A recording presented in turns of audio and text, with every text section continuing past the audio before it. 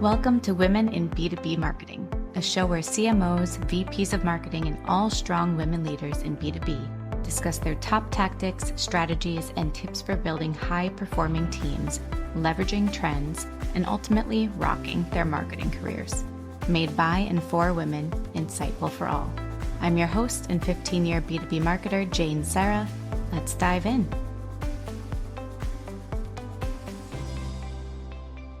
Oh, look, it's Jane Serra from Women in B2B Marketing podcast. Hi, Jane. How are you? Hey, Melissa. I'm great. How are you? Hey, look, it's also Corrina from Direct with Corrina and Taylor. Oh my gosh. Hi, guys. Is that Melissa from 2 Marketing? Melissa Moody, hi. Hi, this is so fun. We are here with 3 ladies in B2B marketing who all run some podcasts. So what is it, Jane? What are we doing? I think today we're going to chat. I mean, we probably should have an episode chatting all about podcasts too. That would probably be episode 2. Come back for that one. Here today, we're going to talk all about events, pre, during, after, hosting, and what it's looking like in 2024. I'm excited. Well, and this is all because we actually all met in real life, Go to Market 2023 from Pavilion. So that's how this is even happening, because it would have to take us all getting together in person to get on a podcast.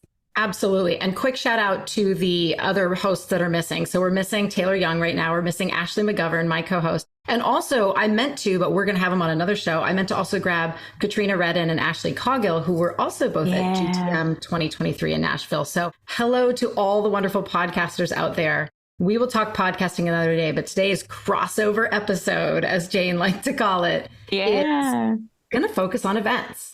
Let's start with a quick recap. Maybe each of us could say one thing we remembered from GTM 23 that really stood out to us. How's that sound? Yeah. So number 1, take me back. It was so much fun. It was like this pocket of happiness in a really shitty world right now. So it was just really nice to be there with you ladies. But I think the thing that stood out to me, surprise, surprise, as we all saw all over LinkedIn for like 2 weeks straight, it seemed like, was relationships. It was just so good to see everybody in person, especially you two, but everyone we met there, and spend time with people and just connect outside of Zoom. And also personally learn that I can still do that. It's been so long because of pandemic and momdom. So just learning that I can be a normal person off of Zoom. So it was great just to build. The quality of people that were there was just next level. Every time you walked down the hall, you bumped into A, people you knew, or B, people you want to know and knew from LinkedIn. So it was just like stars everywhere. It's very cool. Yeah, to pull on that thread, I feel like this is probably, out of my 13 years or so being in this space, the first conference that really nailed their target audience and getting purely just the right ICP in the room. And that's what was pretty unique for me, because I think if you go to some of the bigger ones, like, of course, Dreamforce or SaaStr, you're going to get a mixed bag of people. Maybe it's the right brands, but the people, not necessarily the people that you're constantly in talks with day in and day out. This was the conference where I felt like these are people that I already knew and was very familiar with, because I think the people that went there were really heavily ingrained in the Pavilion community and then other online communities for people in our space. So there was a sense of, like you said, Jane, familiarity, but also just kind of weeding out the noise a little bit. It felt like everybody that I would want to talk to, and vice versa, was mostly there, or at least very, very well predominantly represented. I totally echo that. And I also like how it was broad enough, though. It wasn't so niche. It was broad enough that you still did get roles across the GTM function. So, if you're just in a room full of salespeople, or in a room full of marketers, it can start to be the echo chamber. So I did like how it was a clear audience, but it was also broad enough that it felt well-rounded. Agreed. To add a little more tactically, the other thing I would echo plays into maybe the success that we had with those connections, which is I think they did a really good job of balancing.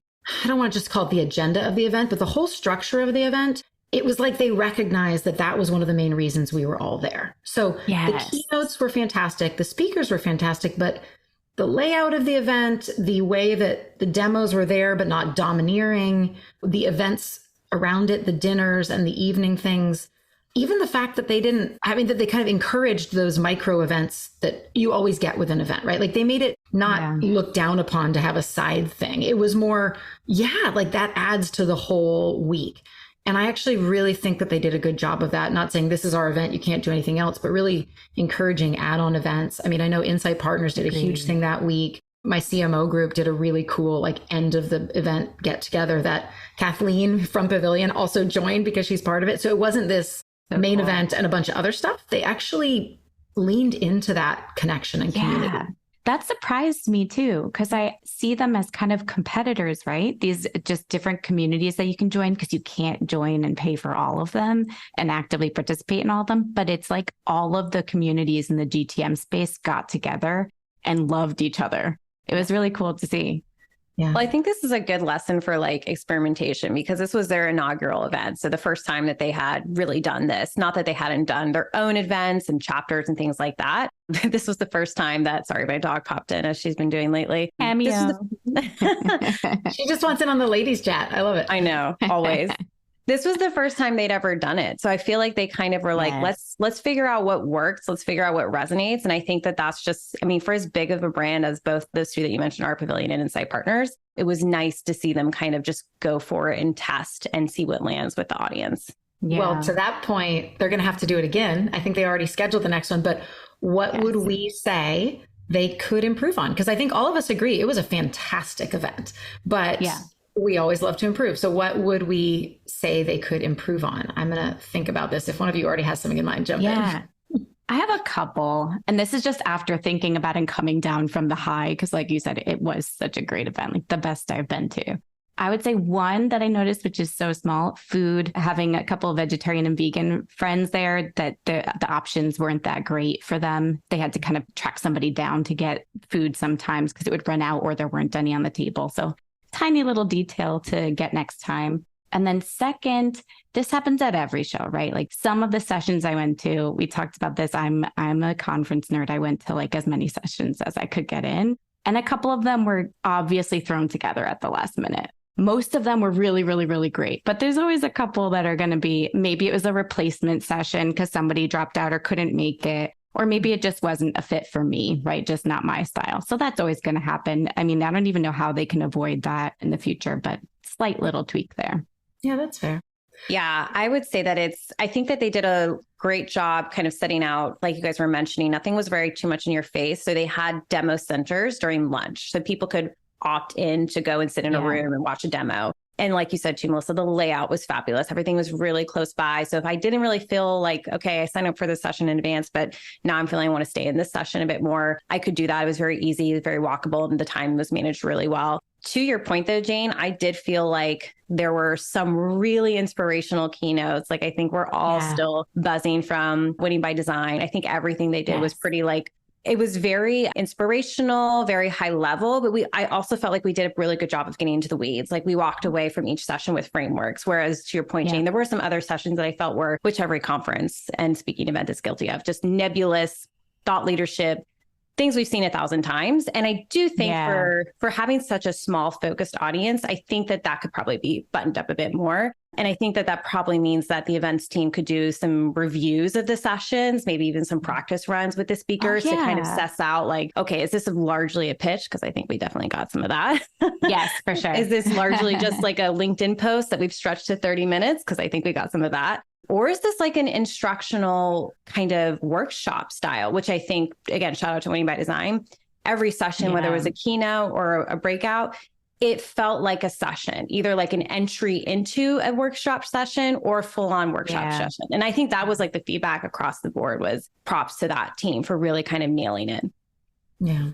It's so hard because I love that we can be constructive and maybe picky about it. I was thinking about mine and it does feel a little picky, but I think, again, this is just to help the events continue to improve. And it's for all of us listening to think about how we improve our events too. Love your idea about like basically giving your speakers practice sessions, just because sometimes you think you've got the right speaker and then you're like, oh, let's move it a little further away from a pitch or make it more actionable. The one that comes to mind for me is I think they did a pretty good job when you looked at the agenda of a mix of women and people of color and kind of doing a good job there. However, if you look at just the keynotes, all white men still. And then there was a couple day-to-day sessions where they put head-to-head every single female leader in one time slot. So you had to pick one of them.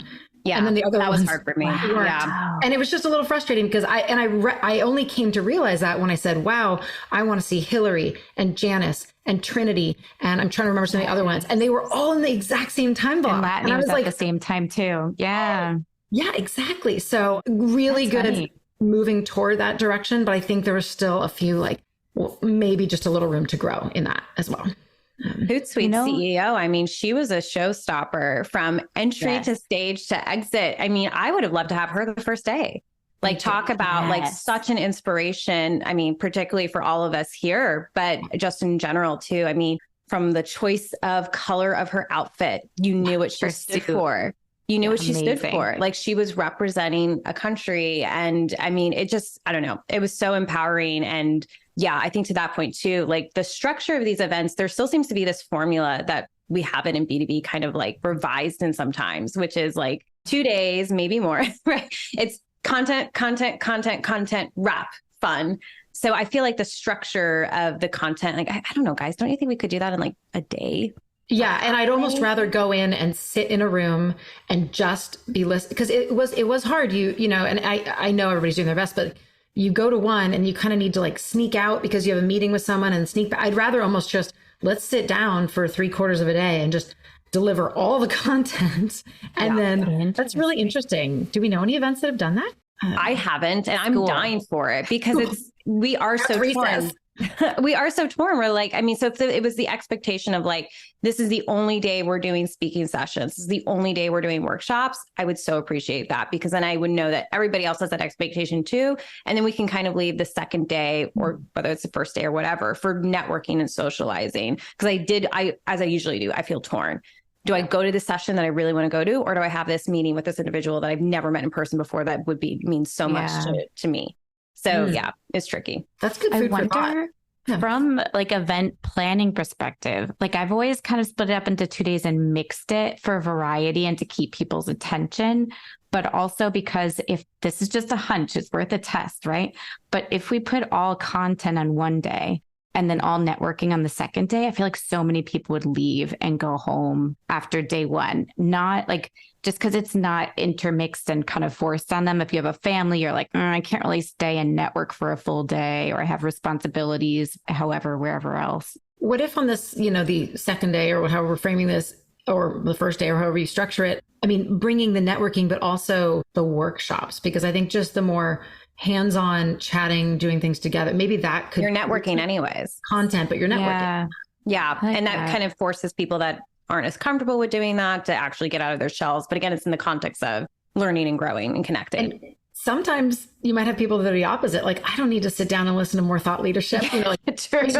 maybe I would probably come to day 2 and like actionable workshops and networking. So true. So you might have like, Totally. This is probably where we as event curators probably curate or cater more to the sponsors than the attendees. Because I think everything you're saying, like both of you, is like, how can we make sure that people show up so that they see our brand and they hear our talk? And it's less about like, how are we sure the experience is landing and resonating? So I think there's probably a balance of how are we getting those sponsorships, because that's what it takes to run an event, but how are we also making sure that it's so community centric with the community individual in mind?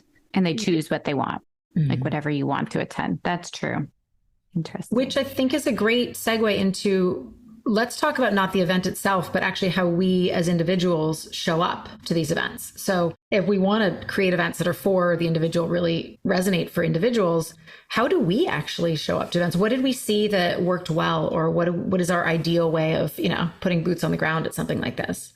I was attending GTM 23 just for specifics for 2 reasons, like for my own personal growth and networking and just meeting people and getting out there again. And then second, for research for work for my current company. So it was both twofold. So I think if you go in with clear descriptives or just what you want to achieve on both sides, and I think if you're going for purely for work, don't like have a piece of it that's done.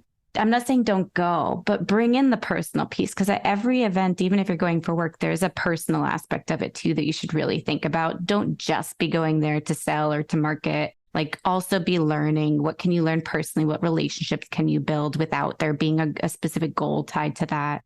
So I went just wanting to learn, get inspired, and bring relationships and learn a ton that I could bring back to work. So I achieved all of those at that show for sure. Where do you think you actually learned the most? Like if you had to reflect on it, where do you think the most learning came from at this event? Yeah.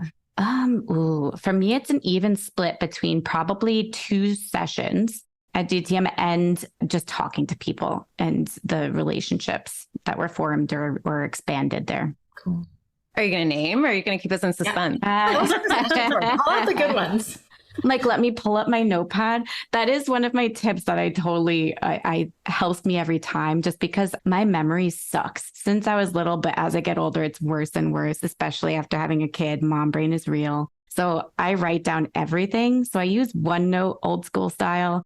And I take down notes everywhere so I can go back to it later and look up the ideas I had in the middle of a session. Like, 'cause you want to be inspired and get these like epiphanies, right? Those moments are what I live for. And I write it down and then I can go back and just search for it later. Pen and paper, as much as I used to love it, I can't search it and that kills me. So I'm a OneNote girl. Yeah, Jane was a big proponent, Melissa too, the phones, taking out the phones and screenshotting the PowerPoints. But yes. I know, Jane, you were actually like putting that into your OneNote and then giving like little descriptions of it too. And I was doing that too. I was just jotting down notes. And I think that's super helpful. And again, it was just like maybe a relevant data point. I find a lot of these slides they're data points that they share. They're just heavy on pushing a sell or their solution. So it was mostly like really powerful points of view. And those I found were largely in the keynotes. There were some in the breakouts too, for sure. But I think that that's a whole topic we could like go off in itself, is like, how do you as a presenter actually do a keynote or a presentation? I've been thinking about it too in my brain today, of like a template that I realize that I have when I'm responding to a question on a panel, or even just when I look at a slide, and there's a template just like I have for all my content that I write out about how I need to structure my thoughts so that it's engaging for the audience. And there were like probably more than usual speakers, I would say, that impressed me with how they delivered their speeches. So I think the caliber, you could definitely tell who has done this 1,000 times and who maybe hasn't. And I think overall, like majoritarily, these people have made the rounds. And I think from, what we were talking about earlier with diversity, I think that that's good. But I do think that we can give more opportunity to people that would maybe do presentations a little bit differently, that haven't gone through the speaker meal of presentations. Yeah. How else, Corrina, to keep on the idea of like how you personally showed up? So I love that point of, actually, I'm just taking notes based off of what you were saying. So I love this idea of really understanding how, and first appreciating which speakers really deliver on a POV, like a really powerful point of view, but then like thinking for ourselves of what is that for each of us? Because when we get the chance to be on stage, or maybe just as a good activity, like I just jotted that down, like basically what is your own POV on, whatever topic, but just coming at it from that personal speaker storyteller lens. Yeah. For me, I'm pretty conscious, and I try to be, I'm not perfect, but I always try to think about how am I responding to that question? So I shouldn't be following that up with, yeah, that's a really great question, Melissa. That immediately for me takes the listener out of it. It's kind of unnecessary fluff. So just like in content writing, when we're doing edits of our own content, there's all these filler words and fluff. And I think that we don't edit ourselves verbally out loud enough. And I think that it was very clear to me that these people have spent time refining their talk track and how they speak. And it's very clear. And to me, there was this framework that I like to follow, which is strong point of view at the top, sit. Like let people absorb it, because it takes time, especially if you've had something really powerful, meaningful, unique to say, just let it sit. And then the next bullet points, if you will, should be supporting and telling the story, the going down, like, why did you arrive at that POV? How is it showing up today? What would you recommend? And then there should be a very clear, distinct, like close to that point of view too. So I feel like I don't see that enough or very often. And so it was very refreshing to have been so engaged. And I feel like because there was this formula that these people have rehearsed, practiced, and refined. The conscious approach to the storytelling reminds me of an experience I had at the event, which I also recognized as being a very conscious and very exciting and respectable and an inspirational way of going about it. So this kind of ties back to like how we individually show up to events. I had made plans to connect for the first time in person with Alina Vandenberg from Chili Piper, who in our world is like a celebrity, right? Alina is, everybody loves her. She's built and founded her company. She's just outstanding. I was absolutely fangirling, like, oh, I get to meet Alina. When she showed up, she looks at me and she says, I know. And she said, not in a weird egotistical way. She was like, I know that if we stand out here and chat, people are going to come and talk to me and like try to kind of interrupt and be a part of the conversation. So let's go sit down. Like she took me to kind of a corner table and we sat so that she could look me in the eye, hear what I was saying, have a conversation with me. And I was blown away by that very, very simple gesture, but it just showed such a consciousness for being the person you want to be, whether it's on stage with that POV that Corrina kind of just brought up, or in those individual conversations at events. Be intentional and be present. I mean, it was so simple, but in the midst of a nonstop, oh, hey, oh, hey, oh, hey, feeling at the conference, it absolutely stood out to me. I cannot wait to try that with other people. I don't have the cachet that Alina has, but I loved how she did that. I thought it was really, really meaningful. It's super powerful, right? You suddenly feel like you're the most important person in the room. I mean, that is just, that is beautiful. It's also just an incredibly self-aware tactic to use to engage, right? And I think you're right. It's the intentionality. And I think to pull on that thread more, I don't know that I would have had as successful of an event experience if I hadn't already been building up my network and making those connections offline before coming to this event. Like I just thought about that now. If I had shown up, because I knew so many people and so many people were comfortable with approaching me because they've seen my face and they've seen me talk and like they read my content. And so there's this familiarity there already.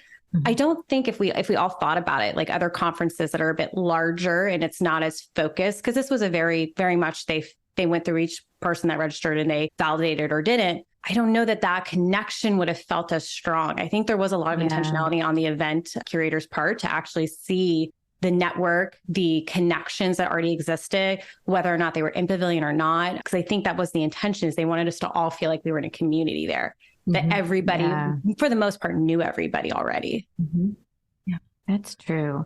I wonder how people who didn't already know people, how their experience at this event was, because when we came back, we were all posting all over LinkedIn. Everybody was posting their experience, and it was like all people in our wider circle, same kind of like people, right? Yeah. There was a lot of familiar faces on the photos consistently.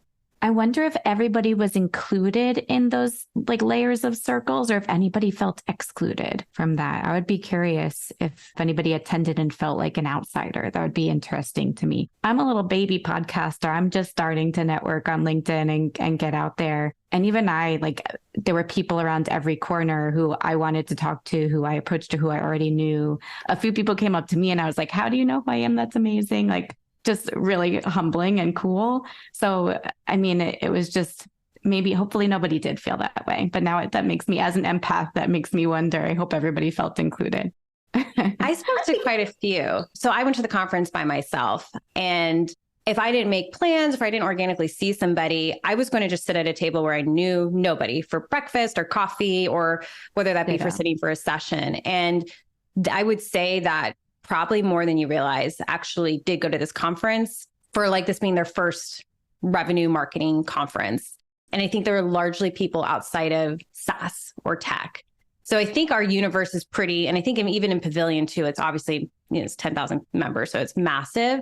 But I think the majority of people probably are somewhat in a familiar space, an industry. And I think the people that I talked to that did come alone, they didn't really know anybody. They did talk to me about like, what brought you here? Like, how do you go through these events? Like, what do you do? How did you meet people? Oh, so-and-so, did you come here with them? So it did seem like for a few people that were maybe in different industries outside of tech or predominantly tech that seemed to be a little curious about how well most people did know each other. Quick shout out to the listeners too on our incredible MC for the event, Katie Dorsey. Oh, yeah. He had this great phrase right at the beginning. Let me see if I get it right. You always start by saying, what do you do? Right? Like that's the line at the conference. And he said, no, listeners, everybody needs to be asking, what are you good at? And it was really actually quite fun because all of us had pretty much been there at that kickoff for his welcome words. And so on multiple occasions, when I was meeting new people that I had no connection to, I did use that phrase, and it's actually quite fun. What are you good at? So what do you say, Melissa? Yeah. Oh, I think I got it down to, and some people answered more tactically. Some people said, I'm very good at sales, and they kind of got more into functional role. Mine is, I am very good at finding clarity and prioritizing and focusing on something in the middle of chaos. So I'm exceedingly good at walking into a mess and getting people, teams, humans back on track. That is brilliant. Great. What's yours, Corrina? What's yours? Corrina, what are you good at? Mine, I want to revise mine, but I'll just be honest. I remember sitting there and coming up with it, and I agree too. It's so powerful. It's such a good mind shift to start the conference too, right? I said I'm really good at building connections, not just like with myself, but with other brands and other people. Yes. But I do feel like that sounds very much to your point, Melissa. It sounds a little bit more tactical than probably I would like. I don't know. What do you think? I don't think that's too tactical. I think that's wonderful because it can be tactical, but it can also be just broader. Like your EQ is very high. You like to make those connections. Jane, what's yours, Jane? Yeah, you were right by me. Yeah. So I think I was maybe the only person that didn't like that question because I was really? Oh shit, put on the spot. Like, yeah, because I think I was with you guys. And so we wanted to mingle with other people, right? So the guy next to me asked me the question. I was like, partner marketing. You're right. Like I went straight to tactical. Like I'm really great at partner marketing. Podcasting's kind of my jam, but like to get deeper, like I need time to think about things. I'm not someone who can answer something on the spot. Like I need to think and stew. So a question like that is jarring for me. It's like, oh shit, what am I good at? I don't know, especially because I have imposter syndrome like crazy. So I'm like, am I good at this? I can tell you what Melissa's great at. I can tell you what Corrina's great at, but that would be a good exercise too. Like if by the end of it, if he closed it and said, turn to the person next to you or go up to somebody and say, here's what I think you're good at, actually, that would be really empowering. Oh, I love that. There's a really cool exercise. One of my favorite podcasts is Everybody Hates Marketers by Louis Grenier. It's fantastic. There's a great exercise one time. And he said, I forget what it was, the outcome was we were supposed to do, but essentially it was send an email to the 8 to 10 people you're closest with. And you could do it from a work context, but he was saying in a whole life context, and ask them, what am I good at? Like, what do you think of that I'm good at? And then taking those answers and basically creating your own. It might be fun for you, Jane. Like it might be interesting to see what bubbles up. That's totally up my alley. I've actually, if you've heard of the 360 review, I've kind of tailored that and made it my own from different podcast advice and stuff. But every so often, I'll email random people that I used to manage or that I used to report to or friends and family. And I'll ask them questions like, you like me as a manager, or what could I have done better on this? And I'll ask kind of questions and get that feedback just so I can know. And usually it's after some time so they can think about it and feel removed. But I love that stuff. I thrive off of that feedback, good and bad. Mostly good helps, but me too. Well, we could probably chat all day. We're going to keep going for a little bit. But before we do, one more thing I want to ask about events, specifically if we come back to this, is I think we've talked about a lot of ways we could improve. We are all on this call, in addition to podcasters, we are all small team marketers. And a lot of times we don't, we're not waltzing in and putting on a pavilion-sized event. We are thinking differently about how events manifest for smaller marketing teams. Let's chat for a little bit about what you ladies are thinking will work for you and your teams going forward. What works well, what is feasible, and maybe even what you're planning to do in 2024. For sure. Big question. I mean, Corrina definitely has a lot to add here.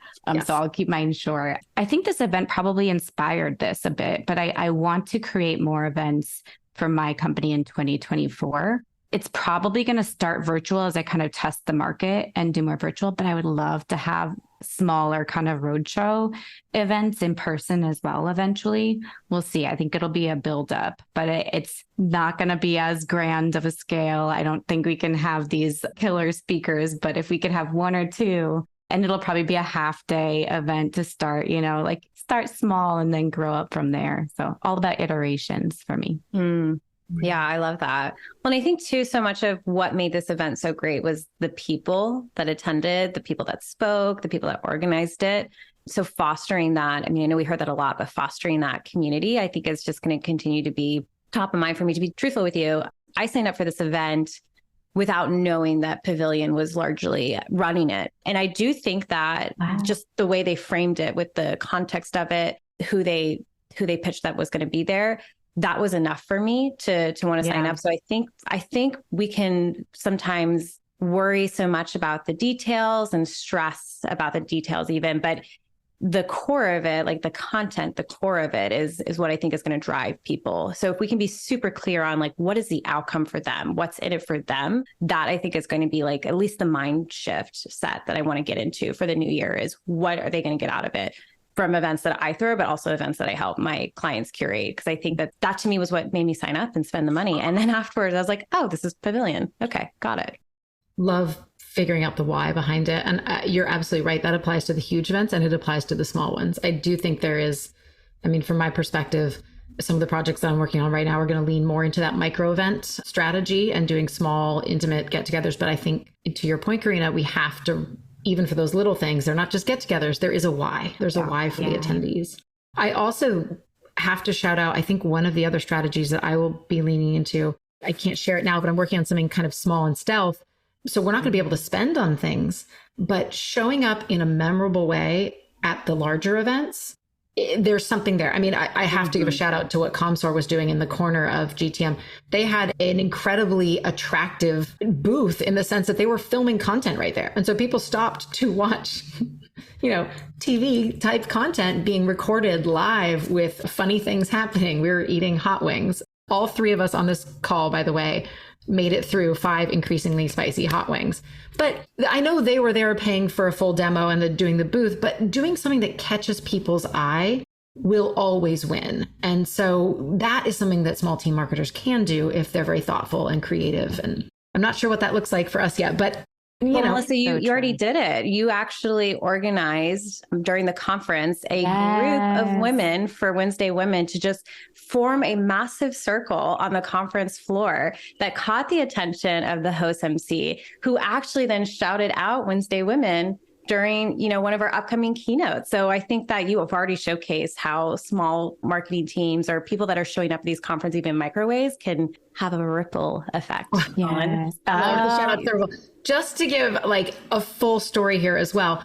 The only things we planned were a time, it was 5:15, a location that was recognizable, and a drink. We had a custom drink. That was it. And then this circle and the sharing was a moment that came out of it. So small team marketers that are listening, like you don't even have to overthink it. Just do a little something and see what it can kickstart. So don't overthink it. Yeah.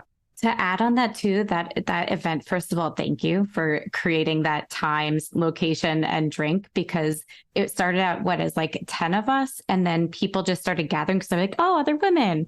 And we tend to gravitate towards each other, which is awesome. And then after that event though, Melissa, I don't think I even told you this, is the next day, so many people came up to me like, oh, you were in that circle yesterday. What was that circle? So, and I'm not even like, this is your thing, but people were asking me about, so it got so many other, it reached so many people, which was really, really cool. Well, now I want to shout out Jane, you, because of how to show up at a conference. She wore a beautiful bright pink blazer. Pictures will be attached in the show notes. Pictures will be attached. You couldn't miss her. So Jane, you were probably a big draw for that crowd too, because boom, bright pink there blazer, you go. Which also happened to be the conference's brand colors. So everything even seemed on brand. Yes. There we go. I think bright blazers might be my thing, but that's my Tim Davidson sign or his floral shirts, right? I'll do bright blazers. Right. Yes. I want to see all the other shades of neon in the blazers. That is going to be there we go. Amazon ordering. So the last thing around events is, okay, we've talked about what we're going to do. What about predictions? What are we going to see more of or less of in 2023? I'm going to start because this has been on my brain. What Mutiny is doing right now with their Survivor contest, that it's virtual, but it feels like a real thing, like a real well thought out, well planned moment, maybe not an event, but a kind of series of events online. I think we'll see more of that. There was also a lot of credit I will give to Mutiny, specifically worked with Audience Plus last year and did like a road show. So they did multiple cities, similar content, but very intimate. I think just changing up the format really stands out. And I'm excited to see who's going to bring something even more creative in the year ahead. Yeah, you were shouting out like an incredible brand right there. I'm so impressed with what Mutiny's pulled off with their Survivor challenge. And what I love about it is that we're thinking about the longevity and life of an event much longer than the live event. So Mutiny they did all this internal promotion and buzz, which kind of goes into my thought process, which was heavily used by individuals outside of Mutiny. So people that are in the space, are active online, they use them to draw in some additional registrations outside of like their own network and their partner channels. So I feel like we'll be seeing more of that, maybe even more individuals. Like I could see the two of you like running your own events, like Leslie, she's doing her outbound conference soon, something like that, right? I like just going to support the talent, going to support directly to the person versus the brand. I think that that's going to continue to be a theme. But yeah, I mean, just back to that, I love that we're thinking about the likelihood of these events being much longer. In fact, I'm like really curious to see if there's anything that Pavilion does with this event, because the buzz they got in the network, they had a Slack channel that we could all engage with beforehand. And they recently are about to close that down. But what a great idea to then connect with ComSor to then go and actually make it part of like this ongoing network connection that can keep happening. So I think viewing the event much longer than its start date and tying it to in-person events down the line or what have you, I hope will continue to be a trend, because it all feels much more intentional that way. It's so interesting because I had an episode recently with Natalie Gula, who's the president of the Black Marketers Association of America. And she was telling me one thing she's over is events. Right. But that's because she's sick of like all the work that goes into it. And like, you just have a booth and nothing really pans out. Like she was saying she's sick of how events are typically run. And everything that we're mentioning on this call and what you two just covered is like the disruption of that model, right? Like that just get a boring booth, pay the 10 grand to get your 10 by 10 and have someone from sales stand there that never went to an event before. And, like that doesn't work, and scan leads. Like we had badges that booped. That was a big plus from this show. Can we talk about the badges that booped though? Because we should. I was really excited for the badges that booped. Hot take. I don't think they lived up to the hype. I don't really know what the booping did. No, they didn't. Yeah. And no one listened to them because the show, as shows tend to do, every session went over a little bit, right? Which made the next session go over. So the colors going on happened like 10 minutes before the end of each session. So it was disjointed a bit. And I thought there were going to be colors.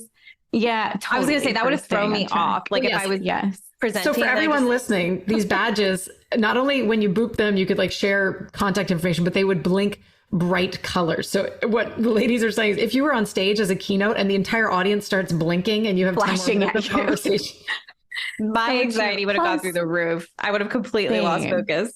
Yep. Mine actually did. My anxiety went up like during, because I was like, am I late for the next session? Right. But I also thought because there was a color, right? So it lit up a certain color. I was looking for that color, like for the door that I was supposed to go to. There should have been a connection. Like the color didn't really mean anything physically in the space. Maybe it meant like a time warning. That's a good point. We have no idea what the colors meant. Maybe because No, I think the colors were for the breakouts. I think you were supposed to find your other like color friends and go like follow the people. Maybe. All right, should have had like a big light, like Uber, right? Like you have a color on your phone and then the Uber has the color that matches. That's what I was kind of expecting. Yeah. All right. Room for improvement, as always. Okay. So we are going to be thinking about how we have our own POV on stage as speakers. We are going to be thinking about how we find creative ways to break up the traditional model of content and networking mixed together. We are going to be thinking of how we connect with people before events so that we can really touch base on the ground. And we're going to be thinking of getting better blinky boop badges. Exactly. Not quite worth the $10 upgrade yet.